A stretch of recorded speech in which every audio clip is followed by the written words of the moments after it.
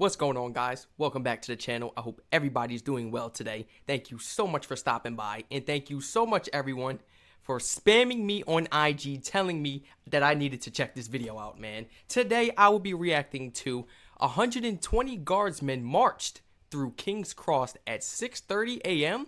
Rise and shine, bright and early, my goodness. 6:30 a.m.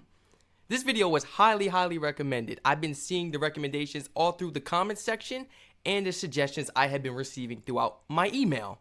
Let's go ahead and check this video out, man. Was there like any special reason why these guardsmen were actually marching through the King's Cross at 6:30?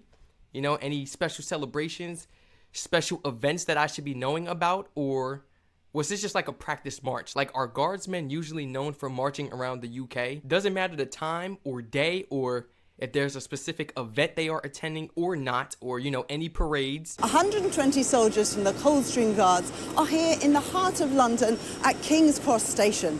They're travelling to Berwick-upon-Tweed. It's the birthplace of the regiment, and they're marking 375 years of service in the British Army. Okay, so let's go ahead and rewind that because she just answered my question. All right. And at King's Cross Station, they're travelling to Berwick-upon-Tweed. It's the birthplace of the regiment, and they're marking 375 years of service in the British Army. Okay, They've nice. already been making quite an impression on fellow passengers in their trademark scarlet tunics and bearskin caps. Everyone's been turning to watch. There's not a single person that puts on this uniform and doesn't feel proud when they do that.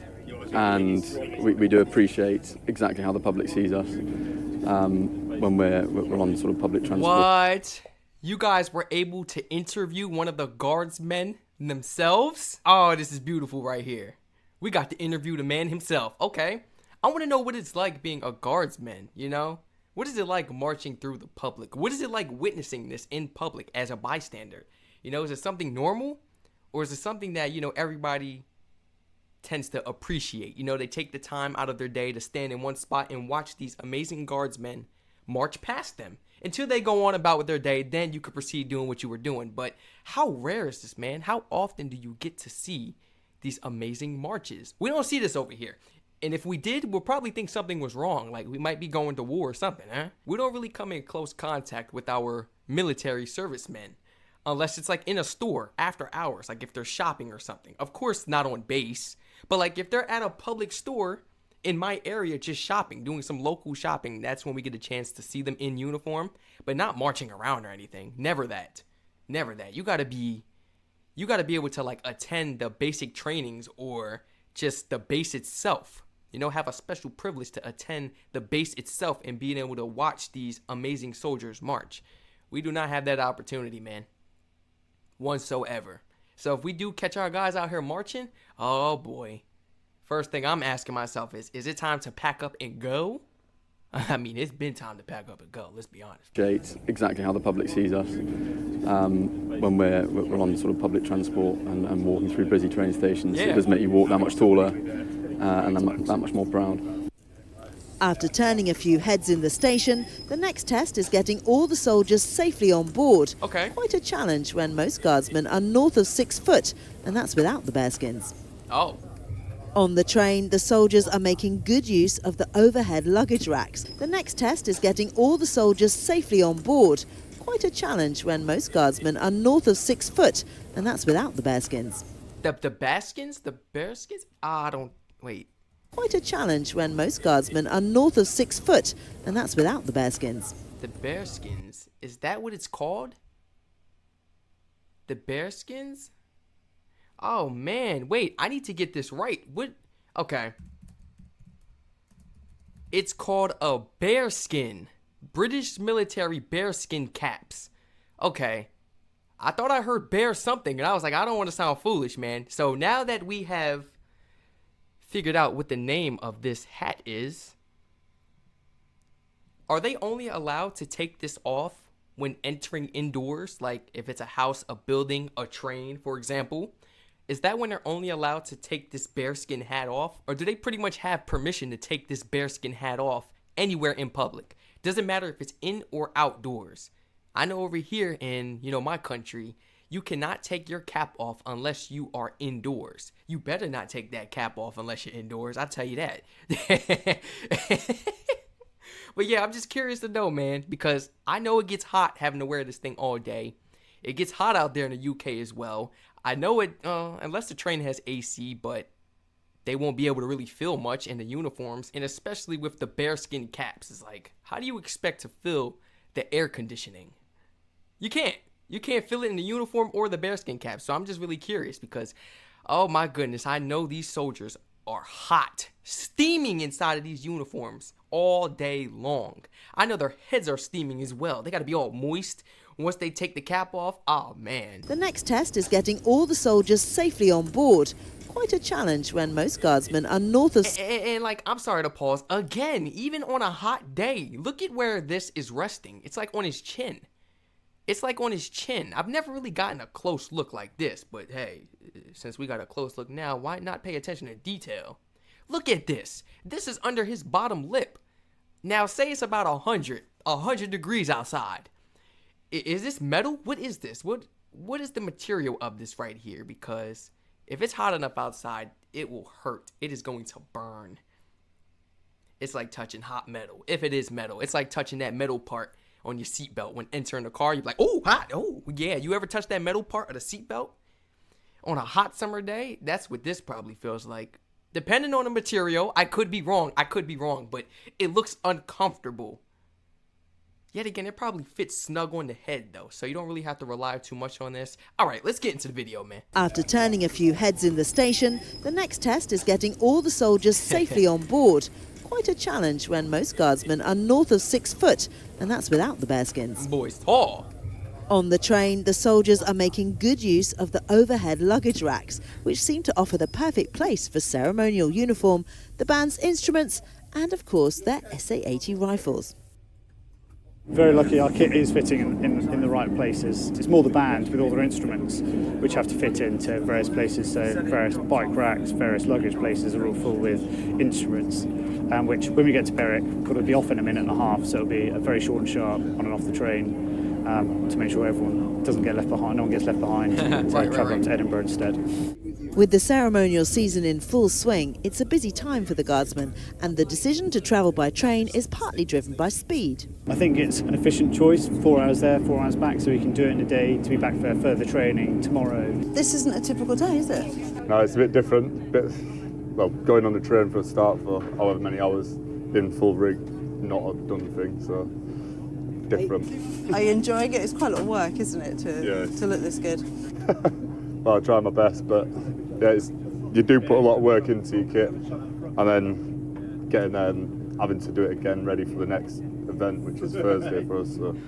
Yeah. Oh, he's knocked. The train man. also offers a welcome opportunity to catch up on lost sleep. So some of the guys were up about 3:30, pretty much the vast majority of us, so nobody likes getting up early, but yeah, about 4 hours, a bit of head down, and then do what we need to do in the Guard of Honour in Berwick, and then probably a bit of head down, then get back to London. Any apple juice, orange juice? Staff on board the LNER Azuma train are working hard to make the... Staff on the train? This ain't no airplane. Staff on the train? You guys got people walking around on the trains? Maybe this is a special accommodation, because I haven't seen this in any of the train videos we've checked out. No. Maybe this is a special accommodation for our servicemen. You know, show them some appreciation. Would you like some juice? Would you like some apple juice, some orange juice, some water, some soda? Yeah. Guard of Honour in Berwick, and then probably a bit of head down, then get back to London. Any apple juice? This can't be on every Staff train. on board the LNER Azuma train are working hard to make the Guardsmen feel welcome. Good morning and welcome on board this 0700 LNER service through to Edinburgh Waverley. We would like to have a special welcome for the Coldstream Guards. That answered my question as well. Special accommodations. He's on the loudspeaker right now giving him a shout out. Come on now. Come on, this is beautiful. Welcome. Recognize. Good morning and welcome on board this 0700 LNER service through to Edinburgh Waverley. We would like to have a special welcome for the Coldstream Guards on today's service.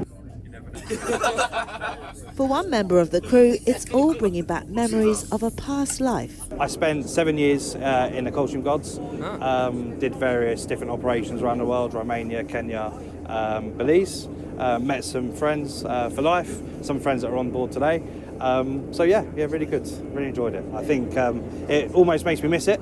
Because you're talking, it does make me miss it. Because you're talking to old friends, you're sort of reminiscing about the old times, stuff that you did together when you served. It's just a huge honour having them on the train, and from a personal perspective, actually seeing them and catching up is great. 3.5 hours after leaving King's Cross, and the Guards are getting ready to get off at Berwick. The speedy journey is a far cry from the regiment's legendary march south in 1660, when covering the same ground in reverse took them 5 weeks. The regiment had its headquarters in Coldstream and essentially was required to march under General Monk to London after Parliament collapsed, to secure the city and then eventually to facilitate the restoration. And it was quite a long march. They set off from Coldstream on the 1st of January 1660 and arrived in London on the 3rd of February.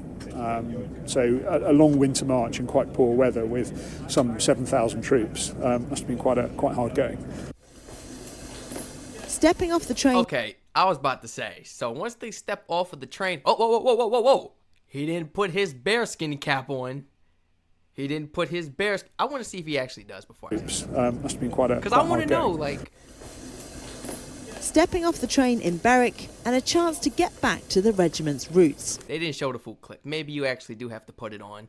He was just letting his head get a few more seconds of breathing time. So when they exit the train, do they have to march back in the same formation as they did when entering the train?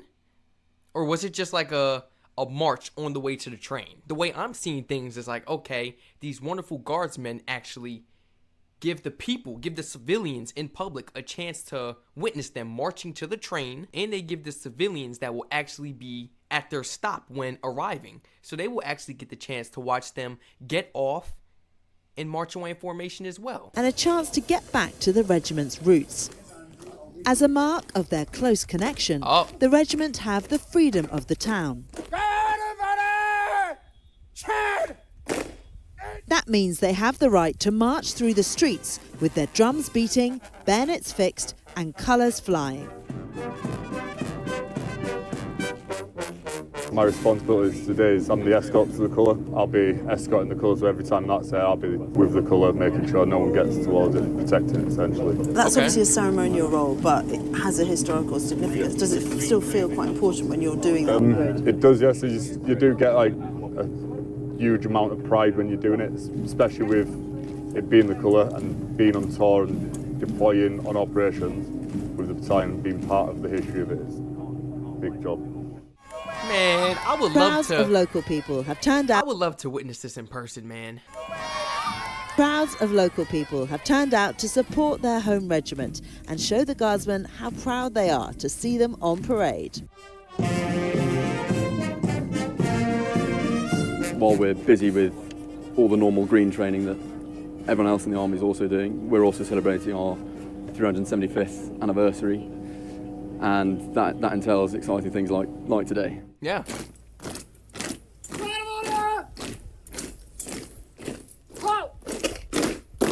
And there's no rest for the Coldstreamers. With the parade under their belts, they're back on the train, leaving Berwick behind and heading back down to London.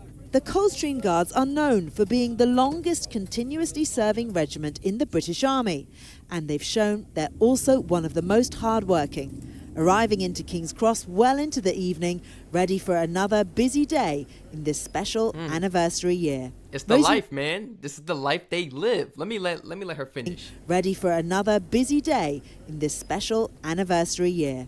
Rosie Layden, BFBS Forces News, King's Cross. It looks exhausting to us. Well, it probably is exhausting for them, having to march, be perfect all day. Then you got to take this long train ride, and then you got to march again, and it has to be perfect, And then you got to hop back on the train and then go back to London and prepare. Go back home and lay that head because you got training in the morning. We all got something we love and do in this world, and we all make a purpose some way, somehow. So, hey, we got to do it. This is amazing, and I'm glad that I can actually relate to how these amazing guardsmen feel in their uniforms when marching around, let alone just walking regular around public. Because when I used to wear my ROTC uniform to school every Wednesday, man, I'm talking about shoes shined, everything, man. I'm talking about bow tie was crisp, Hairline was crisp, hair was did and everything. It wasn't touching the ears. Uniform was all ironed out. My belt was on properly, man. I had the ranks on evenly. All that, man. Yes. It feels great. You know, you feel a sense of pride walking in the building knowing like, yeah, you don't got this. What? Walking in, you kind of feel yourself. You're like, let me pop my collar or something. It feels amazing, man. You walk through that door, get off the bus, and everybody's looking at you. We got that one group that just think it's fun to make fun of the cadets. And then we got the other group of people that wish that they were in ROTC. And they wish they had these blue uniforms. And they wish they had a chance to achieve a ABU, go off the basic training in the summertime, come back for their next year of high school, being able to wear that green uniform. Not all the time. You couldn't wear the ABU all the time. Only special occasions. But at least you get to pop out with that uniform on and look different from everybody else. That is amazing. And, oh man, it's like you get a huge sense of pride when putting on the uniform. I don't know if anybody, you know, watching this video can relate. If you can, please share your experiences in the comments down below. And what was it like when you used to put that uniform on? Whether it was in school or currently in the military, or if you're a veteran, when you used to serve in the military or even in school, how did it feel, man? It's like you walk around with your chest up, sense of pride, standing up straight, shoulders all back, head all high. Like, it gives a great feeling. I can't lie. It gives a wonderful feeling, especially when you have gym class that day and then you have to put on your PT gear because it's inspection day. Inspection day's on Wednesdays. So you wear your uniform all day. If you got gym class, don't nobody care. You better bring an extra pair of shoes and have your PT gear on. We had a PT shirt on and the shorts, which were reflective. Yeah, we was popping, man. ROTC was, oh my gosh, it was one of them ones. One of them programs where it was like, man, we want to be in that. Like, they were involved in every single event that has something to do with our school. Literally involved in every single event. How can we find a way to involve the ROTC cadets in the football game, a basketball game, cheerleading rally? It doesn't matter. Shout out to all these amazing guardsmen. Oh, all 120 amazing guardsmen that marched through the King's Cross at 6:30 a.m. in these hot uniforms, uncomfortable uniforms. And with these hot, enormous bearskin caps on. I mean, my goodness, I know their heads are hot. If you all enjoyed this intriguing video just as much as myself, this amazing, beautiful march, feel free to like, comment, subscribe, and turn all post notifications on. Feel free to share this video and channel to your friends and family members, whoever you feel may be interested in joining us. And please continue to flood my comment section and suggestion link in the description down below. If you would like to recommend some more of these inspiring, intriguing videos for us to check out, just like how we did today, man. Let me know what you thought about this video down below in the comment section. And were you able to relate to these wonderful guardsmen in any type of way possible? Everyone stay safe, enjoy the weather, and I hope to catch you all in the next reaction video.